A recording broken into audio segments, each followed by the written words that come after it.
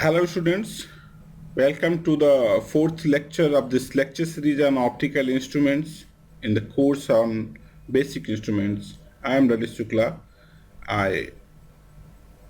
In previous lectures we have talked about lenses, mirrors, prisms and telescopes, microscopes. So we are familiar with some basic properties of light and some basic instruments are basic components of optical instruments. So in today's class we are going to cover few more optical instruments and we look forward its basic working principle and its application. So as in previous lectures we will avoid technical details, we will avoid mathematical equations, but to keep lecture engaging and interesting, we will try to put some basics of the instruments and their application in different fields. So today, one of the instruments which we are going to discuss in this lecture is a spectrometer. So if you have an exposure of an optics lab, you must have seen such instrument. So this is called a spectrometer. So we will try to understand how does it work and what kind of applications it does has.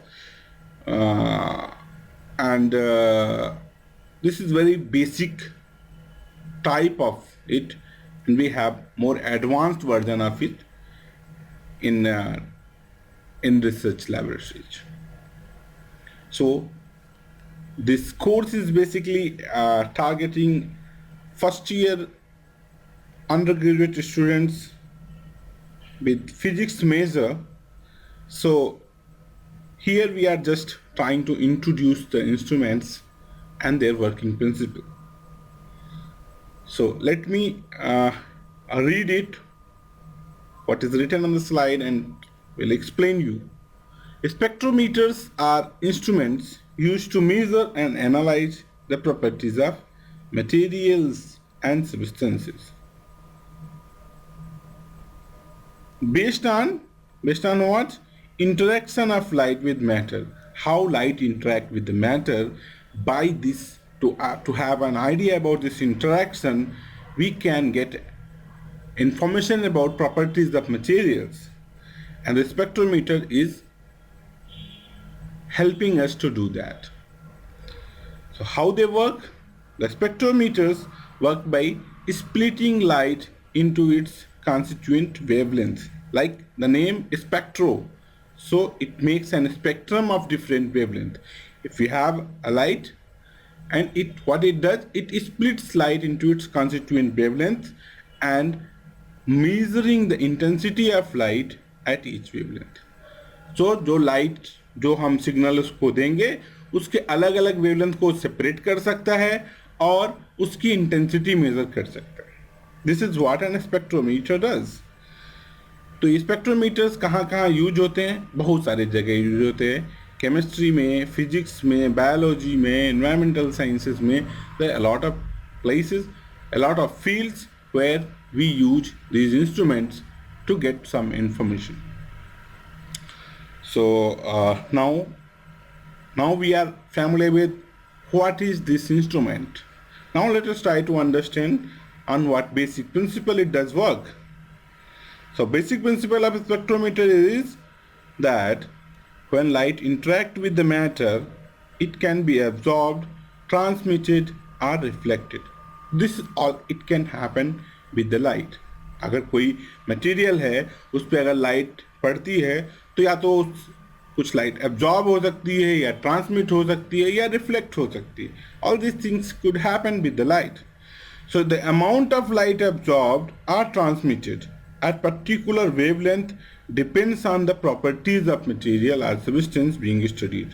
तो जिस matter पे हम जिस material पे light डाल रहे हैं उसमें कितनी लाइट एब्जॉर्ब हो रही है या ट्रांसमिट हो रही है, किस पर्टिकुलर वेवलेंथ की, अगर हम उसको समझ पाए तो ये बेसिकली उस मटेरियल की प्रॉपर्टीज के बारे में हमको इंफॉर्मेशन देता है कि ये मटेरियल किस वेवलेंथ की लाइट को एब्जॉर्ब कर रहा है, किसको ट्रांसमिट कर रहा है. So spectrometers use this principle to measure the intensity of light at different wavelengths and generate an spectrum which provides information about composition. वो जो मैटर है उसका कंपोजिशन क्या है और उसकी प्रॉपर्टीज क्या हैं, इसके बारे में हमको इंफॉर्मेशन मिलता है. तो ये बहुत बेसिक सा आइडिया है जो हम लोग काफ़ी फेमिलियर हैं इन सब से. और इसी आइडिया पे बेस्ड जब आप किसी रिसर्च लैब में जाते हैं या आप रिसर्च में काम करते हैं, जैसे आप अभी अंडर ग्रेजुएशन कर रहे हैं, इसके बाद जब आप कुछ रिसर्च प्रोजेक्ट्स रिसर्च की बात करेंगे तो वहाँ पे कुछ टेक्निक्स हैं, कुछ टूल्स हैं और उसके बेसिस पे हम बहुत सारे नए काम, ऐसे काम जिनको अभी समझना बाकी है, ऐसा कुछ किया जाता है. तो वहाँ पे हमें इंस्ट्रूमेंट चाहिए होते हैं और इंस्ट्रूमेंट का बेसिक प्रिंसिपल हम लोग यहाँ पे समझ रहे हैं, उससे हम अपने आप को तैयार कर रहे हैं कुछ ऐसा काम करने के लिए जो रिसर्च में या फोरफ्रंट में अभी हो रहा है. ऐसा कुछ काम करना है तो हमको इंस्ट्रूमेंट्स एडवांस चाहिए. तो हमें लैब में ये समझ लीजिए एक प्रोटोटाइप जैसे है, यहाँ पे हम काफ़ी कुछ कर सकते हैं. इफ़ यू नो जैसे क्या होता है, एक तरीके से हम देखते हैं. So there is one where we look at, there is somewhere from where the light comes in, and here we put something, grating, prism, whatever we put it. There is a lot of things to arrange it, how to put it, how to focus it. A lot of things are there. So I hope you have the exposure to this instrument in your laboratory, and if you are not having it as of now, so in future you will get this opportunity to deal with this. So this is very basic instrument, and there are a lot of advanced versions of spectrometers which can record a spectrum, which can give detailed analysis. So here we are trying to understand things. So here it again shows a kind of cartoon. There is a source of light, and when it falls on mirror, then it comes on grating, and then grating क्या करता है, diffraction करके वो spectrum को अलग अलग कर देता है, and then we see it on detectors. So different wavelengths are separated out, and by detector we can measure the intensity of the different wavelengths. So we'll get idea about what is happening with this when light is interacting with the material जिसको हम पढ़ना चाहते हैं. So here what we are trying to tell कि ये जो spectrometers होते हैं इनका प्रिंसिपल हमने समझ लिया, स्पेक्ट्रोमीटर कहाँ यूज होते हैं. थोड़ा सा हम ये समझना चाहते हैं कितने तरह के स्पेक्ट्रोमीटर्स होते हैं और क्या कुछ हम इसमें करते हैं. So there are different types of spectrometers. कैसे one is absorption spectrometer, emission spectrometer, scattering spectrometer. So you know what is absorption, you know what is emission, you know what is scattering. So all that light जो हम जिसके analysis कर रहे हैं, जिसका spectrum बना रहे हैं, वो कहाँ से आ रही है, किस तरह की प्रोसेस से आ रही है. On that basis of that we have different type of instruments. So absorption spectrometers क्या करते हैं, ये मेजर करते हैं absorption of light by a sample. एक लाइट हमने डाला और सैंपल से कितना लाइट क्या क्या एब्जॉर्ब हुआ उसकी एनालिसिस हम लोग करते हैं एब्जॉर्प्शन स्पेक्ट्रोमीटर से, and are commonly used in analysis of gases and liquids. Gas या लिक्विड ऐसे कुछ मटेरियल्स हैं, इसकी जब हमको एनालिसिस करनी होती है तो हम एब्जॉर्प्शन स्पेक्ट्रोमीटर जनरली यूज करते हैं. Emission spectrometers measure emission of light by a sample and commonly used in analysis of solids and gases. Solids और गैसेस के एनालिसिस के लिए हम ये यूज करते हैं. इसमें हम देखते हैं कोई सैंपल से कौन सी लाइट इमिट हो रही है, उसकी वेवलेंथ क्या है, उसकी एनालिसिस करते हैं. Scattering spectrometer measure the scattering of light by a sample and are commonly used in analysis of suspensions and colloids. So there are different type of materials and different type of interaction it does with the light, and then we study in the way. So here if you look the picture, this is the light source, this is a collimator, this is a monochromator. मतलब क्या करता है, ये separate कर दे रहा है अलग अलग सबको. तो ये हमको मिल गया मोनोक्रोमेटर. क्या है, प्रिज्म है या ग्रेटिंग है. फिर हम यहाँ से सेलेक्ट कर लें कौन सा लाइट हम यहाँ डालना चाह रहे हैं, and this is our sample, and then here we look at it. So we know what is intensity before falling on the solution, and what is the intensity after falling on the solution, and there's a detector, it tells about it, so we know क्या कुछ absorption हो रहा है. So this is what, this is absorption spectrometer का एक cartoon है जो हमको समझा रहा है. Here if you look at, this is mercury vapor lamp, सब कुछ करता है. Then lens है, then this is excitation monochromator, फिर ये सेकेंडरी फिल्टर कंडेंसिंग लेंस, फिर ये सैंपल है, और सैंपल से लाइट कुछ ट्रांसमिट होगी, वो यहाँ आएगी. Then we have an monochromator, monochromator जो यहाँ हम लोग देख रहे हैं, ये मोनोक्रोमेटर. फिर ये डिटेक्टर है, उसको एम्पलीफाई कर लेगा सिग्नल अगर बहुत फेंट है, और हम इसको यहाँ पे पढ़ेंगे. So this is what? This is transmission spectrometer. So you understand the basic principle of spectrometers. क्या स्पेक्ट्रोमीटर होता है, किस सिद्धांत पे काम करता है, कितने तरह का होता है. We try to give a glimpse of all that. Now let us talk about what are the major application of spectrometers. ये हम कहाँ यूज करते हैं. तो जो हमने ये शुरू में दिखाया वो एक बेसिक लैब का बेसिक कंपोनेंट है, और जब हमको कोई डिटेल रिसर्च करना होता है तो we need bit sophisticated instrument to have better idea, more clear result. तो जैसे कि हमने पहला यूनिट जब बेसिक मेजरमेंट पढ़े थे, तो वहाँ पे हम कुछ मेजरमेंट्स की क्वालिटी की बात करते थे. जब हम रिसर्च के लिए कुछ डेटा प्रोड्यूस करना चाहते हैं तो we need to have it a superior data. Superior in the sense error कम से कम हो और बहुत रिजल्ट रिप्रोड्यूसिबल हो, एरर के चांसेस कम हो, we can say things with more clarity. So that is what we do when we do in research, but the basic principle of spectrometer is same for this basic component what you are using in a lab and what research lab में जो spectrometer है. The basic idea is same. There is some sophisticated updates so that you have better measurement, better results. तो ये कहाँ use होते हैं बता रहे हैं. क्या हम करते हैं, इसकी प्रॉपर्टीज को एनालाइज करने के लिए मटेरियल की हम यूज करते हैं. तो केमिकल एनालिसिस केमिस्ट्री में यूज होते हैं. तो spectrometers are use to identify and quantify the chemical component of a sample. किसी सैंपल में क्या क्या डिफरेंट केमिकल्स है उनको पहचानने के लिए और उनकी कितनी मात्रा है, इसके लिए हम स्पेक्ट्रोमीटर्स यूज करते हैं. They are used in analysis of gases, liquids and solids and commonly used in chemistry, environmental science and forensic science. Forensic science आप जानते होंगे. फॉरेंसिक साइंस बेसिकली ये है जब हम साइंस के टूल्स को यूज करते हैं इसको जानने के लिए जो कुछ क्राइम है या कुछ ऐसे सीन है जहाँ पे हम उसके सैंपल्स के एनालिसिस करके उस सिचुएशन को बेटर समझने के लिए यूज करते हैं. So this is very important part of it. So means we need to get familiar with all this different part of science.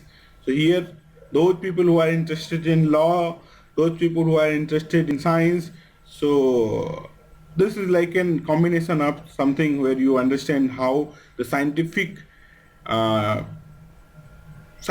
achievements are used to deliver better justice. Like जैसे पहले क्या होता है, जब तक हम साइंटिफिक टूल्स को use नहीं करते तो जो इन्वेस्टिगेटिंग ऑफिसर होता है उसके समझने पे बहुत कुछ फ़र्क पड़ता है. लेकिन अगर हम साइंटिफिक टूल्स यूज करते हैं, फिंगरप्रिंटिंग है और भी बहुत सारे जो क्राइम सीन में ऐसे एविडेंसेस होते हैं जिससे कि हम उस सचमुच में जो गिल्टी है उस तक पहुंच सकें, इसके लिए जो साइंटिफिक टूल्स यूज करते हैं, in general we can say the people who are in forensic science में ये सब कुछ काम किया जाता है उसको समझने के लिए. Then another is material characterisation, जहाँ पे हम स्पेक्ट्रोमीटर्स यूज करते हैं. Spectrometers are use to analyse the physical and chemical properties of material such as their electronic structure, crystal structure, surface morphology. ये सब कुछ समझने के लिए हम स्पेक्ट्रोमीटर्स को यूज करते हैं. They are used in material science and engineering to design and develop new material with specific properties. कैसा हमको मटेरियल चाहिए, क्या हम डिजाइन करना चाह रहे हैं, उसके बेसिस पे हम मटेरियल साइंस में ये सब काम होते हैं. तो वहाँ पे हम स्पेक्ट्रोमीटर्स का यूज करते हैं. Spectrometers are helpful in achieving that objectives. So you understand the basic instrument, the basic properties and how this is useful for different things. तो जो लोग फिजिक्स में काम कर रहे हैं, फिजिक्स सीख रहे हैं. This is why physics is very fundamental science and it helps a lot of other branches. और वहाँ पे भी जो टूल्स है, चाहे आप मेडिकल साइंस, हेल्थ साइंसेज को देखें, चाहे आप केमिस्ट्री या और भी जो एफिलेटेड साइंस हैं, जैसे फॉरेंसिक साइंस का बात किया, एनवायरमेंटल साइंस का बात किया, so everywhere you need some better instruments to measure the things, to get more accurate data, to have a better understanding of situation. So for all that you have some instruments, and that instruments are based on basic principle of physics. तो जो हम basic सीख रहे हैं, जो basic instruments की बात कर रहे हैं, ये बेसिक्स बस आपके फाउंडेशन के लिए हम इसको बेसिक्स कह रहे हैं, बट जो एडवांस टेक्नोलॉजी है, एडवांस इंस्ट्रूमेंट हैं, उनको भी समझने का बेसिक प्रिंसिपल कुछ ऐसे ही है जो हम लोग यहाँ पे बातें कर रहे हैं. तो बायोमेडिकल रिसर्च में कहाँ यूज होता है? Spectrometers are use to analyse biological samples such as proteins, DNA, cells. They are used in the diagnosis and treatment of diseases, drug discovery and medical research. So इसका मतलब हम कह सकते हैं spectrometers are very powerful tool for analyzing properties of material and substances based on interaction of light with matter. So basically in spectrometers what we discussed, spectrometers क्या होते हैं, किस principle पे काम करते हैं, कितने तरह के होते हैं और कहाँ कहाँ यूज किए जाते हैं. So we got an overview of this instrument, and this is what we are doing in this course. So let us try to touch upon some other optical instrument. So after spectrometer we will try to understand what are polarizers and filters. जैसे कि हम लोग बाकी instruments को सीखे हैं, ऐसे ही हम यहाँ पे सीखेंगे. तो ये जो पोलराइजर्स एंड फिल्टर्स हैं, ये बेसिकली क्या है, जो ऑप्टिकल इंस्ट्रूमेंट हैं उसके कंपोनेंट हैं, इंपॉर्टेंट कंपोनेंट हैं. जैसे हम लोग लेंसेज, मिरर्स, ये सब की बात कर रहे थे, ऐसे ही ये सब हैं. और जब हम लोग इस सब के बारे में जानेंगे तो आप पाएंगे कि ये हम बहुत सारी जगह हम लोग डेली लाइफ में भी यूज कर रहे हैं. So let us try to figure out what are polarizers, what are filters, and ये दोनों को हम एक साथ क्यों पढ़ रहे हैं और क्या ये दोनों अलग अलग कैसे हैं, इनको भी हम यहाँ पे थोड़ा समझने का कोशिश करेंगे. सो आप लोग पोलराइजेशन का जो फिनोमेना है उससे फेमिलियर हैं. पोलराइजेशन क्या होता है आप जानते हैं. अब हम लोग पोलराइजेशन कैसे मिलेगा, इन सब के बारे में, इस सब के बारे में हम थोड़ा यहाँ डिस्कस करना चाहेंगे. जो हमारा डिस्कशन है, it is mainly focused on the instrument part of it. So the science part of it, it is like an prerequisite of this discussion, where you are familiar with basic optics, you know basic phenomena, basic properties of light. So that is kind of a basic thing you are familiar with. This is what we are assuming here when we are discussing it. But if we are not familiar with, then you can do little homework and get to it. To understand these lectures, you don't need very specific understanding of things. So let us talk about what are polarizers and filters. So first we will try to define what are polarizers and what are the filters, and then we will go into detail as much it is required in the scope of this course. So let us see what are polarizers. So polarizer is an optical device that is used to selectively pass only one polarization state of light, and while blocking the other polarization states. So अगर हम polariser एक ऐसा optical device है जो क्या करता है कि अगर हम अनपोलराइज्ड लाइट डालें उस पर, तो कुछ स्टेट है पोलराइजेशन का जिसको पास होने देगा, बाकी को रोक देगा. पोलराइजेशन क्या होता है थोड़ा सा मैं क्विकली बताने का कोशिश करता हूं. तो जो लाइट है वो इलेक्ट्रोमैग्नेटिक वेव है. इलेक्ट्रोमैग्नेटिक वेव है, तो अगर हम लोग ऐसे वेव बनाना चाहें तो एक इलेक्ट्रिक वेव और ऐसे ही इसके दूसरे प्लेन में हम लोग सोचे तो ये मैग्नेटिक वेव, ऐसे करके ये वेव है पूरा. तो इलेक्ट्रिक वेव है जो उसके जो कंपोनेंट्स हैं, उसके जो वेक्टर्स हैं, अनपोलराइज्ड लाइट में वो सारे डायरेक्शन में है। It is like this, it is like this, it is like this. तो अगर हम यहाँ पे पोलराइजर लगा दें तो क्या करेगा, वो कुछ पर्टिकुलर पोलराइजेशन स्टेट को पास होने देगा और बाकी को नहीं पास होने देगा। तो मान लो ऐसा कर दिया तो ये जो बाकी कंपोनेंट्स है वो रुक गए और सिर्फ एक जो इस एक्सिस के परपेंडिकुलर है, that is the only one component is passing out. So this is what polariser does. क्या करता है, ये कुछ सेलेक्टिवली कुछ पोलराइजेशन स्टेट को पास करता है, बाकी सबको रोक देता है। तो दिस इज अचीव्ड बाय, कैसे करते हैं, using a material structure that absorbs और reflect light of certain polarization state. तो ऐसा कुछ हम कैसे कर सकते हैं, कोई ऐसा मटेरियल या स्ट्रक्चर बनाएं जो कुछ पोलराइजेशन स्टेट को या तो एब्जॉर्ब कर ले या उसको रिफ्लेक्ट कर ले और बाकी के साथ अलग व्यवहार करे। तो ऐसा करेगा तो हमको आउटपुट में पोलराइज लाइट मिलेगा। This is unpolarise light and this is polarise light. So this is what a polariser does, unpolarise light को पोलराइज कर देगा। ठीक है, और ये हो गया पोलराइजर। फिल्टर्स क्या हैं, filter is an optical device that selectively transmits or blocks certain wavelength or colors of light। ये क्या करता है, ये पोलराइजेशन स्टेट को अलाउ या ब्लॉक करता था, ये कुछ पर्टिकुलर वेवलेंथ को ही अलाउ करता है और बाकी को रोक देता है। This is what a filter is. Filter और पोलराइजर में डिफरेंस है, वो पोलराइजेशन स्टेट को ब्लॉक करता है, ये कुछ पर्टिकुलर वेवलेंथ को ही ब्लॉक करता है। सो filters can be made of materials that selectively absorb light of certain wavelength। ऐसा हम कुछ मटेरियल का बनाएं जो कुछ वेवलेंथ की लाइट को एब्जॉर्ब कर ले, बाकी कोई जाने दे। सो कैसे बना सकते हैं, थिन फिल्म और अदर स्ट्रक्चर्स।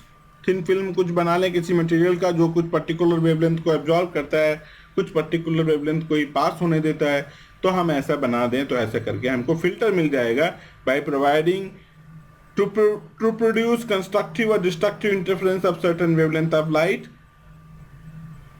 या तो हम थिन फिल्म बनाएं या कह रहे हैं कुछ ऐसा बनाएं कि उसमें इंटरफेरेंस हो जाए। कंस्ट्रक्टिव इंटरफेरेंस क्या होता है, तो उसमें जुड़ जाता है, डिस्ट्रक्टिव में वो खत्म हो जाता है। तो कुछ ऐसा करेगा, कुछ पर्टिकुलर वेवलेंथ है जिसको वो कंस्ट्रक्टिव इंटरफेरेंस करेगा, कुछ के साथ डिस्ट्रक्टिव इंटरफेरेंस करेगा। तो हमको क्या करना है, कुछ वेवलेंथ को रोकना है, कुछ वेवलेंथ को पास करना है। तो ऐसा फिल्टर चाहिए। तो दो तरीके का हो सकता है, या तो हम थिन फिल्म का बनाए जो एब्जॉर्ब कर ले, या कुछ ऐसा इंटरफेरेंस का उसमें मैकेनिज्म हो, कुछ ऐसा स्ट्रक्चर हो जहाँ पे कंस्ट्रक्टिव और डिस्ट्रक्टिव इंटरफेरेंस सर्टेन वेवलेंथ के लिए बनाए। Filters are use in wide range of application including colour photography करना है, स्पेक्ट्रोस्कोपी करना है, ऑप्टिकल कम्युनिकेशन, और भी बहुत सारे जगह फिल्टर्स यूज होते हैं। तो I think you can see this is the picture. ये अनपोलराइज लाइट है, यहाँ पे देखें तो सारे डायरेक्शन में है, और ये पोलराइज लाइट है, सिर्फ एक डायरेक्शन का आने दिया। And these are the filters, ये फिल्टर्स हैं। तो अब हम लोग यहाँ पे ये जान सकते हैं कि पोलराइजर्स क्या हैं और फिल्टर्स क्या हैं, और ये दोनों में क्या बेसिक डिफरेंस है। Let us try to go further to better understand these both optical components। So here we are trying to understand it one by one कि polarizers क्या हैं, कहाँ यूज होते हैं, थोड़ा थोड़ा इनको समझने का कोशिश करते हैं। फिल्टर्स क्या हैं, कहाँ कहाँ यूज होते हैं। तो polarizers and filters are essential component in many optical instruments. तो क्या है, कंपोनेंट्स हैं, बहुत जरूरी कंपोनेंट्स हैं। किसमें, microscopes, telescopes, cameras, everywhere we have polarizers and filters. क्या करते हैं ये, they help to reduce glare, improve image contrast, enhance the resolution of image. So all these things we need to have polarizers and filters. Okay. Now polarizers and filters are widely used in field of spectroscopy. Spectroscopy में use किए जाते हैं, किस लिए, to isolate और analyse specific wavelength of light. This is important in many scientific applications such as analyzing the composition of material, detecting the presence of impurity and studying behavior of atoms and molecules। ये सब जब हम spectroscopy में करते हैं तो वहाँ पे भी polarizers और filters play very important role। And Polarization filters are also used in manufacturing of liquid crystal display. You must have heard about LCDs. Liquid crystal display को बनाने के लिए भी पोलराइजर फिल्टर्स यूज होते हैं and other display technologies to control orientation of polarised light and produce image of high contrast and clarity.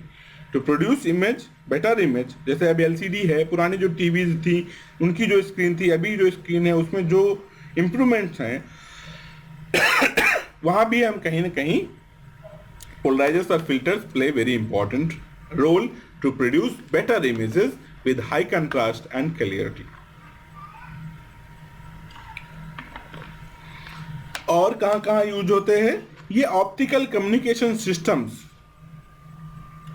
में भी use होते हैं, जहां पे हमको सिलेक्टिवली कुछ वेवलेंथ को ट्रांसमिट करना या ब्लॉक करना होता है. This is important in many application such as fiber optic communication where different wavelength of light are used to carry different type of information. Optical fibre के बारे में हम लोग किसी दिन बात करेंगे, लेकिन यहाँ पे भी बता रहे हैं कि पोलराइजर फिल्टर्स कई सारे जगह यूज किए जाते हैं इस तरह के कम्युनिकेशन में भी, जहाँ हम अलग अलग वेवलेंथ को, अलग अलग तरह के इंफॉर्मेशन को कैरी करने के लिए यूज कर रहे होते हैं. ऑल्सो जब हमको कोई लाइट की प्रॉपर्टीज का स्टडी करना है तभी भी ये बहुत यूजफुल हैं. They allow researchers to investigate the polarization and wavelength characteristic of light and study its interaction with materials and structures. So it means the polarizers and filters are very important component of optical instruments और इनका बहुत सारा role है. जो हम sophisticated और अच्छी quality की इमेजिंग करना चाहें वहाँ सब जगह हम पोलराइजर्स और फिल्टर्स को यूज करते हैं, और स्पेक्ट्रोस्कोपी में यूज करते हैं, लिक्विड क्रिस्टल डिस्प्ले बनाने में यूज करते हैं, ऑप्टिकल कम्युनिकेशन में यूज करते हैं. There is a lot of important role these instruments play. So first we understood what are polarizers and filters, then we are trying to look its importance कि कहाँ कहाँ बहुत important है. Now let us try to go further. So here we will try to discuss about polarizers. Polarizers के लिए हम थोड़ा सा पोलराइजेशन का जो फिनोमेना है उसको एक बार रिव्यू करना चाहते हैं. मैंने बहुत क्विकली कुछ बात किया था, but here again we let us look at the polarisation का फिनोमेना क्या है. तो polarisation of light refers to the orientation of electric field vector of light wave. हमने बताया था लाइट वेव में दो वेक्टर होते हैं, electric field vector, magnetic field vector. तो इलेक्ट्रिक फील्ड वेक्टर का जो ओरिएंटेशन है वही हमको उसका पोलराइजेशन डिफाइन करता है. So when electric field vector oscillates in single plane, अगर एक प्लेन में ही ऑसिलेट कर रहा है तो लाइट को हम कहते हैं लीनियरली पोलराइज्ड लाइट. और इसको हम कैसे अचीव कर सकते हैं? पोलराइजर की हेल्प से, जो सेलेक्टिवली कुछ वेवलेंथ को के ओरिएंटेशन को अलाउ करता है. This is what linear polarisation. If you look at this picture shows what is linear polarisation. Okay, then what is circular polarization? Circular polarization is a type of polarization where electric field vector rotates in circular pattern.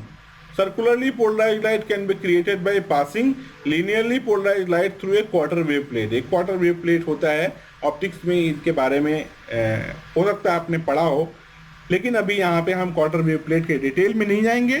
But अगर हम इसी light को quarter wave plate से पास करें तो हमको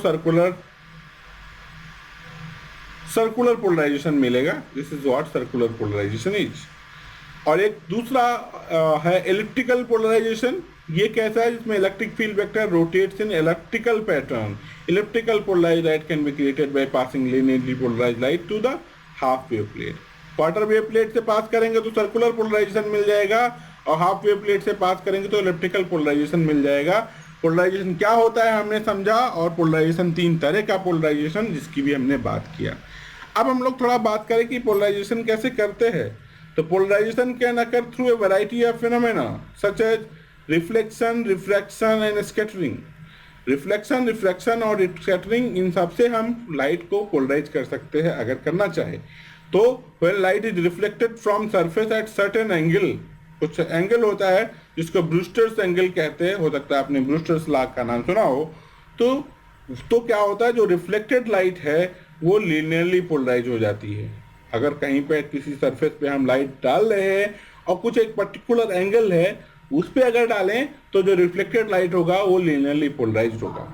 Reflection of light can also cause polarization, such as different polarization state of light can have different refractive indices in certain material, and scattering also can produce polarization effect. So these are the basic phenomena of light which can produce polarized light. So here in this slide we try to understand what is polarization and what are different types of it and how we can produce polarized light. Now let us try to understand what are different polarizers. हम लोग पोलराइजर्स और filters की बात कर रहे हैं और हमने पोलराइजेशन के फिनोमेना को थोड़ा समझा। Now let us try to understand कैसे कैसे पोलराइजर्स हैं जो हमें अवेलेबल हैं। So there are different type of polarizers. We will be talking about 3 important types of polarizer. One is polaroid sheet. So you see these sheets, ये ऐसे है। यहाँ पे अगर देखें कि ये दोनों को जब हम सुपर इम्पोज कर रहे हैं यहाँ पे कुछ लाइट नहीं मिल रहा, क्योंकि क्या है जो ये है उसको पोलराइज किया और इसका जो एक्सिस है वो उसके परपेंडिकुलर है, मतलब उस लाइट को ये ब्लॉक कर दिया। तो that is why we don't see light here. So this is polaroid sheet. तो अगर हम ऐसा अनपोलराइज लाइट हो उसके बाहर से जो लाइट हमें मिल रही है या हम उसको देख रहे हैं, अगर पोलराइड सीट लगा दें तो कुछ पर्टिकुलर ओरिएंटेशन लाइट का होगा, वही लाइट हमको मिलेगा। So if you try to understand like जैसे हम लोग कार ड्राइव कर रहे हैं तो कार का रात में जो सामने से व्हीकल आते हैं उनकी लाइट अगर आंखों पे पड़ेगा तो आपको आगे देखने समझने में मुश्किल होगा। तो जो ये शीशा होता है आगे का, ये इसमें हम लोग पोलराइड सीट यूज कर सकते हैं जिससे कि जो लाइट हो उसका थोड़ा उतना तेज लाइट ना पड़े आपकी आंखों पे और आपको दिखता भी रहे। ऐसा भी हम फिल्टर यूज नहीं करना चाहते कि कुछ दिखे ना, कुछ कम दिखे, ऐसा नहीं चाहते। तो we want filters are not useful here, so polarized sheet is much more useful, that kind of things. So होते क्या है ये बेसिकली थिन शीट होते हैं पॉलीमर मटेरियल के, जो जिनको स्ट्रेच किया गया, अलाइन किया गया ऐसे कि ये highly anisotropic material produce a highly anisotropic material that absorb light of one polarization state while allowing other polarization state to pass through. This is what a polarized sheet is. क्या होता है, कैसे काम करता है, थोड़ा सा इस पे हमने समझा। दूसरा, जैसे पिछली बार भी बात आया है, ब्रूस्टर्स एंगल, जिससे हम पोलराइज्ड लाइट यूज बना सकते हैं। तो ये पोलराइजर क्या है, वो चीज़ है जिससे हम पोलराइज्ड लाइट पा सकते हैं। तो ब्रूस्टर्स एंगल का जो कंसेप्ट है, यहाँ पे अगर देखें, ये कोई सरफेस है, ये कोई दूसरा मटेरियल है और यहाँ पे हम इसका नॉर्मल ड्रॉ करें, यहाँ पे लाइट डालें, तो ये जो एंगल है इसको हम लोग थीटा भी कह रहे हैं। तो ये क्या कर रहा है, यहाँ से जो लाइट रिफ्लेक्ट हो रही है, दिस इज पोलराइज्ड, और ये जो लाइट यहाँ रिफ्रैक्ट हो रही है ये भी है, लेकिन ये स्लाइटली पोलराइज्ड है, it's not completely polarised, but reflected light is polarised. So this occurs when light reflected from a surface at a specific angle known as Brewster's angle. At this angle, reflected light becomes completely polarized with electric field vector perpendicular to the plane of incidence. हम इसके physics में नहीं जा रहे, क्यों ऐसे हो रहा है, we are not going into the physics part of it, but we understand this law is there and this is how we can produce polarized light. Third one type of polarizer is Nicol prism. Nicol prism क्या होता है? This is a type of polarizing prism and it is made of two right angle prism of calcites. तो ये देखिए, एक ये prism है, एक ये प्रिज्म है, ऐसे करके सोच समझ सकते हैं इसको कि ये कैल्साइट के राइट एंगल प्रिज्म है और with their long diagonal face cemented together. इनको हम यहाँ पे लॉन्ग डायगोनल को सीमेंट मतलब जोड़ दिया। कैसे कर दिया इसको? कनाडा बाल्सम से। So light entering the prism is split into two beams. जो लाइट हम यहाँ पे डालते हैं ये दो पार्ट में बट जाता है। एक को हम लोग ऑर्डिनरी रे कहते हैं, एक को हम लोग एक्स्ट्रा ऑर्डिनरी रे कहते हैं। तो यहाँ पे हमको कोई लाइट है जो पोलराइज लाइट मिल रहा है और ये रिफ्लेक्ट हो जा रहा है इससे, तो ये हमको आउटपुट में क्या है, यहाँ पे पोलराइज लाइट मिल रहा है। With one beam experiencing total internal reflection, total internal reflection इसका हो गया, तो ये यहाँ से बाहर हो गया और it become and becoming polarised with the other beam passes through the prism. तो ये एक बीम है जो पास हो जाता है, यहाँ हमको पोलराइज लाइट मिलता है, और एक बीम है जो जिसके साथ कुछ और होता है। तो लाइट दो पार्ट में बट जाता है, ऑर्डिनरी रे, एक्स्ट्रा ऑर्डिनरी रे, और वहां से हमको एक पोलराइज लाइट मिलती है और एक लाइट अनपोलराइज लाइट। ठीक है, तो these are 3 types of polariser we discussed. Now let us move further to look at more better way to understand the phenomena polarization and these polarizers, कैसे हम लोग इनको कहाँ क्या कुछ यूज करते हैं। तो पोलराइजर्स ये कैसे, और भी कुछ है, जैसे 2-3 पोलराइजर्स की बात की है, इसके अलावा कह रहे हैं एब्जॉर्प्शन और रिफ्लेक्शन से भी हम पोलराइजेशन अचीव कर सकते हैं।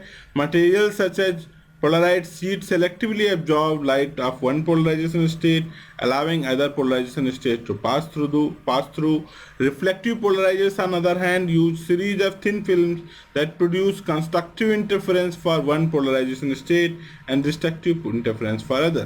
So this is some other more types of polarizers is being discussed here. जैसे एक reflective polarizer बताया, एक मैलस लॉ है, इसको भी थोड़ा हम लोग यहाँ समझ लें, क्योंकि जब भी ये पोलराइजेशन की बात होती है, पोलराइज लाइट किसी पोलराइजर से पास होती है या तो उसकी क्या इंटेंसिटी है, कैसे कम होती है, ये मैलस लॉ बताता है।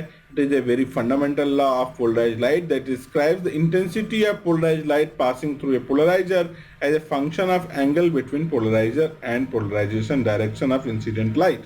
अगर पोलराइज लाइट को हम किसी पोलराइजर पे डालें तो इसका जो डायरेक्शन है और इसका कुछ ओरिएंटेशन क्या है, इससे पता चलता है कि अगर इंटेंसिटी यहाँ पे I0 था तो ये जो I है, जो इंटेंसिटी हमको यहाँ मिल रहा है, वो क्या इसके बीच में रिलेशन है। तो ये जो इसके और इसकी एक्सिस के बीच में जो एंगल थीटा है, this is the important thing which decide the things. Like if you see in this plate, this इनका जो पोलराइज लाइट यहाँ से निकल रहा है और इसका जो एक्सिस है, it has 90 degree, so that is why we see the black color, we see no light coming out of this. So this is what Malus law says about it. So this law has important application in polarimetry, which is measurement of polarization state of light. तो ये जो पोलराइजर्स हैं कहाँ use होते हैं, हमने बात किया हुआ है पहले भी कि माइक्रोस्कोपी में यूज होते हैं, जहाँ पे इमेज का कंट्रास्ट करने के बढ़ाने के लिए या उसका ग्लेयर घटाने के लिए, reduce glare.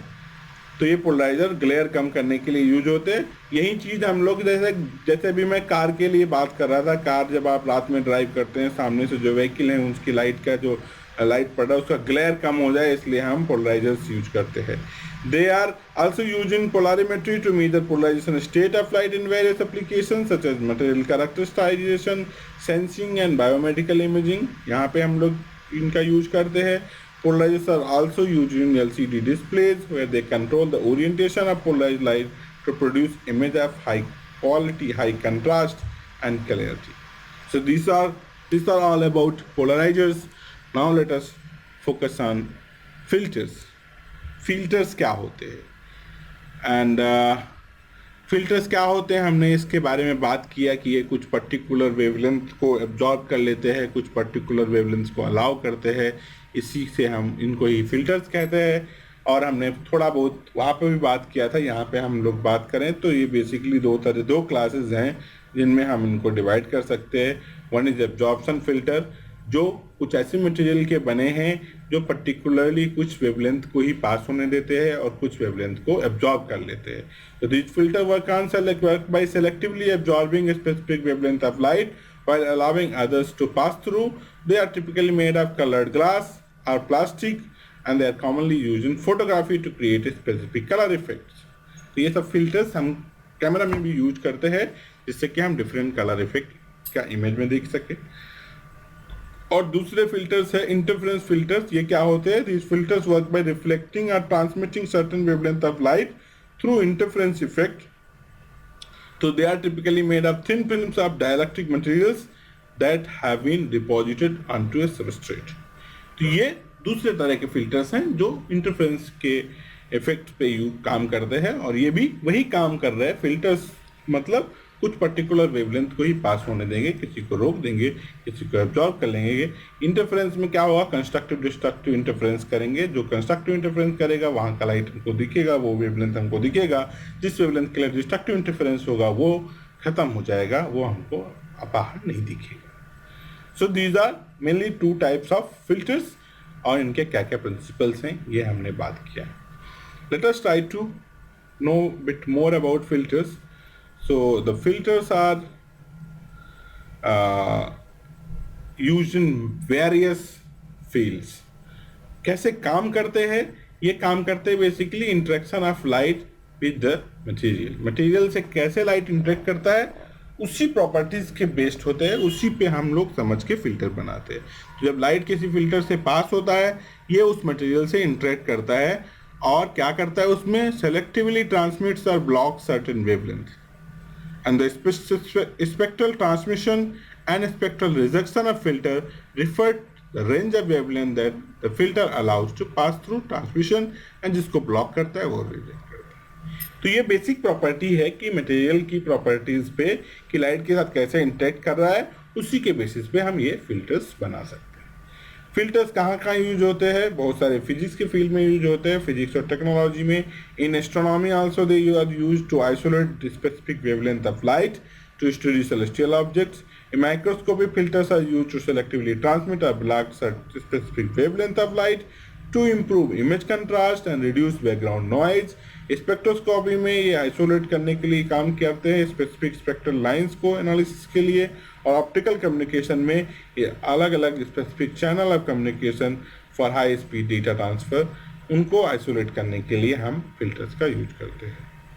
So these are in this slide we are talking about what are the principle of operation and what are different applications of filters. Now let us summarize this कि इनका कहाँ कहाँ कैसे कैसे use होता है. हालांकि ये सब बात हमने पहले भी किया हुआ है.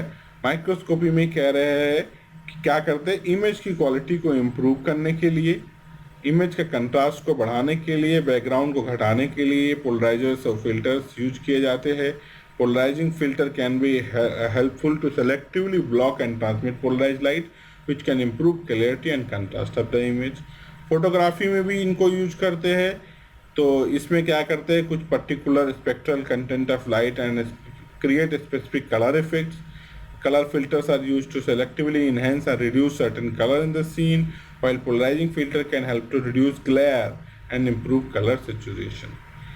ऑप्टिकल कम्युनिकेशन में हमने बताया कि अलग अलग वेवलेंथ अलग अलग इंफॉर्मेशन कैरी करने के लिए यूज किए जाते हैं. तो हम उनको अगर आइसोलेट कर लें तो specific channels of communication for high speed data transfer we can isolate the specific channels. Optical filters can be use to selectively transmit और block specific wavelength of light which can be used to encode or decode information in optical communication systems. So this is all about this, and here we are just trying to put कि ये सब कहाँ कहाँ use होते हैं, कैसे कैसे काम करते हैं. हमने पहले भी बात किया है कि LCD स्क्रीन जो होती हैं, लिक्विड क्रिस्टल डिस्प्ले स्क्रीन, वहाँ पर भी पोलराइजर्स फिल्टर्स यूज किए जाते हैं. ये क्या करते हैं कि कंट्रोल करते हैं orientation of polarised light to produce high quality image, high contrast with high contrast and clarity. तो ये पोलराइजिंग फिल्टर और कलर फिल्टर कई बार हम लोग इनको साथ साथ मिला के यूज करते हैं जिससे कि हम बेटर इमेजिंग कर सकें. एस्ट्रोनॉमी में भी पहले भी मैंने जैसे बताया कि कुछ सेलेस्टियल ऑब्जेक्ट्स हैं जिसमें हम कुछ स्पेसिफिक स्पेक्ट्रल लाइंस को अलग करके देखना चाहते हैं, तो वहाँ पर भी polarised filters could be very helpful. Here in a single picture it just shows how many different fields, different equipment where these instruments, these components are used. So I hope you had a basic idea about spectrometers, polarizers and filters, and this is what we had planned for today's lecture, and let us stop here, and we will be back with some more components, some more important optical instruments. And so we are stopping here, and we'll meet in next class.